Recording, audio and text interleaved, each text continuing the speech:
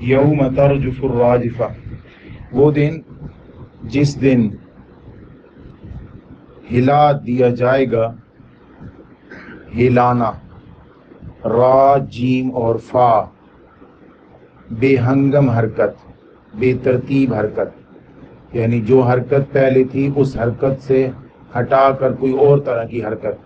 تو زمین جس طریقے سے چل رہی ہے یا جس طرح اس کا نظام چل رہا ہے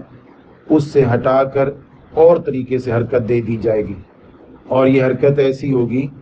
کہ پہاڑ ختم ہو جائیں گے، اس کی وجہ سے ریزہ ریزہ ہو جائیں گے، ٹوٹ پھوٹ جائیں گے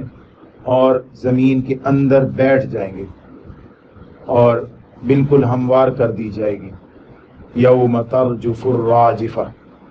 اوپر جو قسم کھائی گئی تھی ان کے بعد جو جواب قسم ہے، جس بات پر قسم کھائی گئی تھی اس کا یہاں پہ ذکر نہیں ہے، جس بات پر قسم کھائی گئی، لیکن اس کے بعد کے احوال کا ذکر ہے۔ پچھلی سے پچھلی صورت میں اسی طرح کی قسمیں کھا کر والمرسلات عرفا فالعاصفات عصفا والناشرات نشرا فالفارقات فرقا فالملقیات ذکرا عذرا او نذرا، یہ قسمیں کھانے کے بعد اس جواب قسم کا بھی ذکر ہے، انما توعدون لواقع۔ تو انما توعدون لواقع پر ساری قسمیں تھیں، انما توعدون لواقع۔ اب اس جگہ پر انما توعدون لواقع محذوف ہے، بات وہی ہے، اسی طریقے سے قسمیں کھائی گئی ہیں، اور اس کے بعد جواب قسم کو یا مقسم علیہ جو ہے اس کو یہاں پہ محذوف کر دیا گیا، اور اس کے بعد کے احوال کا ذکر کر دیا گیا کہ قیامت آئے گی، قیامت آئے گی، اور کب آئے گی؟ یوم ترجف الراجفہ، جس دن ہلانے والا یا ہلانے والی ہلا دی جائے گی۔ تتبعها الرادفہ، اتباع کہتے ہیں پیچھے پیچھے آنے کو، قدموں کی پیروی کرنے کو، اور پھر قدموں کی پیروی کرنا کبھی کبھی صرف پیروی کرنے کے معنی میں، کہنا معنی میں، جیسا کوئی کر رہا ہے ویسا کرتے جانے کے معنی میں بھی استعمال ہونا شروع ہو جاتا ہے۔ تو تتبع الرادفہ، ردیف اردو میں بھی استعمال ہوتا ہے، شعر کے اندر ہوتا ہے، اور ویسے گدھے میں یا گدھے پر، گھوڑے پر، بائک پر جو پیچھے بیٹھا ہوتا ہے اس کو ردیف کہتے ہیں۔ تو رادفہ پیچھے آنے والی۔ اب علماء کا خیال یہ ہے کہ یہاں پر دو سور کا ذکر ہے، ایک پہلا سور جب پھونکا جائے گا تو اس وقت سب کچھ تہس نہس ہو جائے گا، اور وہ ایسا خطرناک، وحشتناک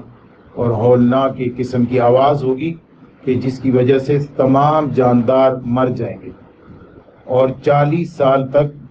یہ حالت رہے گی۔ 40 سال کے بعد ایک دوسری آواز، ایک دوسرا سور پھونکا جائے گا جس کی چاشنی یا خوبصورتی ایسی ہوگی، ایسا اس کے اندر درد ہوگا کہ جتنے بھی مردہ ہو چکے ہوں گے یا پہلے سے مردہ ہوں گے وہ تمام کے تمام زندہ کر دیے جائیں گے۔ یہاں دو سور کا ذکر ہے، اور اکثر علماء کا خیال یہی ہے کہ دو سور ہی پھونکے جائیں گے، ایک مارنے کے لیے، ایک زندہ کرنے کے لیے۔ سورہ یاسین میں 3 کا ذکر ہے، لیکن اس میں شاید جو دوسرا ہے وہ پہلے کا اختتام ہو، اس وجہ سے اس کو بھی علیحدہ ذکر کیا جائے گا۔ وَنُفِخَ فِي الصُّورِ سے پچھلے والی آیت اور بعد والی بھی آیت۔ تتبعها الرادفہ، اس کے پیچھے آئے گا، پیچھے آنے والا، یعنی دوسرا سور ہو۔ قلوب، دل، یومئذ، اس دن، واجفہ، کانپ رہے ہوں گے، دلوں کی دھڑکنیں تیز چل رہی ہوں گی، اور یہ عام طور پر پریشانی کی حالت میں ہوتا ہے۔ جب آدمی پریشان ہوتا ہے تو دل کی دھڑکن تیز ہو جاتی ہے، ویسے بھی بیماریوں کی وجہ سے بھی ہوتا ہے، لیکن یہاں جو بات ہے وہ پریشانی ہے، پریشانی لگ گئی ہے اس لیے دل تیز دھڑک رہے ہیں۔ اور یہ جو دل کی بات ہو رہی ہے، دل تیز دھڑک رہے ہیں، اور آگے ابصارها خاشعہ، نگاہیں جھکی ہوئی ہیں، نیچے پڑی ہیں۔ یہ انسانی جسم کے 2 آرگن ہیں اور ان کا آپس میں بڑا گہرا تعلق ہے۔ جب دل کی حالت، کہتے ہیں کہ آنکھیں دل کا آئینہ ہوتی ہیں، دل میں جو بات ہوتی ہے وہ آنکھوں سے ظاہر ہوتی ہے، دل کی جو بات ہوتی ہے وہ آنکھیں کہہ دیتی ہیں، اس لیے باقی اعضاء باقی آرگن کا ذکر نہیں کیا، ان دونوں کا ذکر فرما دیا کہ آدمی پریشان ہوں گے۔ صرف اللہ کے بندے جو ہیں فضا الاکبر اسے کہا گیا نا، فضا الاکبر سے صرف اللہ کے نیک بندے جو ہوں گے انہیں کوئی پریشانی نہیں ہوگی، وہ بالکل بے فکر، جیسے ہم نے سورہ صافات میں بھی پڑھا کہ اتنی بڑی پریشانیوں میں بھی وہ ایک دوسرے کے ساتھ بیٹھ کر باتیں کر رہے ہیں اور انہیں کسی قسم کی کوئی پریشانی نہیں ہے، اس لیے کہ جو کچھ انہوں نے کر کے لایا ہے اس پر وہ مطمئن ہے۔ یہاں ایک بات کا ہمیں پتہ چلتا ہے کہ قیامت کے دن جو زندہ کیا جائے گا وہ روح مال جسم ہوگا، اس لیے تو دل اور آنکھوں کی بات ہو رہی ہے، اور دل اور آنکھیں اس جسم کے آرگن ہیں، اس جسم کے جو ہمارے پاس ہے مٹی کا جو جسم ہے اس کے حصہ ہیں، اور اس کے اندر جو ہے یہ لگے ہوئے ہیں۔ اگر صرف روح کی بات ہوتی تو اس میں تو دل نہیں ہوتا، اور اس کی جو آنکھیں ہوتی ہیں بصیرت کی آنکھیں ہوتی ہیں، اس وقت یہ بات اس طرح نہ ہوتی، اور ہمیں دوسری جگہ سے بھی یہ محسوس ہوتا ہے، معلوم ہوتا ہے کہ جو قیامت قائم ہوگی اس وقت انسان روح مال جسم ہوں گے۔ حضرت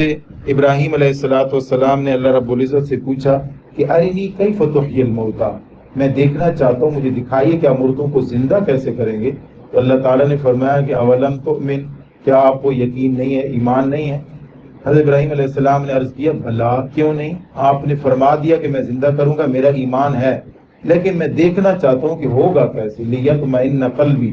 قال فخذ اربعۃ من الطیر، آپ 4 پرندے لیں، فصرهن الیک، انہیں کسی خاص آواز کے ساتھ اپنے آپ سے مانوس کریں، ثم اجعل علی کل جبل منهن جزءا، انہیں ذبح کریں، ان کی بوٹیاں بنائیں، ان کے مکس کر کے الگ الگ پہاڑوں پر انہیں رکھ دیں، ثم ادعوہن، پھر وہ جو آپ نے جس آواز کے ساتھ انہیں مانوس کیا تھا وہی آواز دوبارہ انہیں دیں، تو یأتینک سعیا، وہ دوڑتے ہوئے ابراہیم علیہ السلام کے پاس آ گئے۔ تو یہ جو پروسیس کیا ہے، ابراہیم علیہ السلام کا سوال تھا کہ زندہ کیسے کریں گے، تو اللہ فرما دیتے ہم تو روح کو مارتے ہی نہیں، روح تو ہوتی ہی زندہ ہے، ہم تو جسم کو مارتے ہیں۔ جواب یہ بنتا تھا، لیکن اللہ تعالیٰ نے فرمایا کہ پرندے لو اور ان کو ایک آواز کے ساتھ مانوس کرو، پھر انہیں ذبح کر کے بوٹیاں کر کے علیحدہ علیحدہ رکھ دو، پھر اسی آواز کے ساتھ انہیں پکارو تو وہ آپ کی طرف دوڑتے ہوئے آ جائیں گے۔ تو وہ جسم مار روح تھا، یعنی پرندوں کا جو زندہ ہونا تھا وہ جسم روح کے ساتھ ہوا تھا۔ اس لیے اس آیت سے بھی پتہ چلتا ہے کہ جو قلوب ہیں وہ ہوں گے اس جسم میں، اور جو ابصار ہیں وہ ہوں گی اس جسم میں جو قیامت کے دن زندہ ہوگا۔ تو یہ روح مال جسم کی بات ہو رہی ہے۔ اللہ رب العالمین اس دن کے لیے آج تیاری کرنے کی توفیق عطا فرمائے۔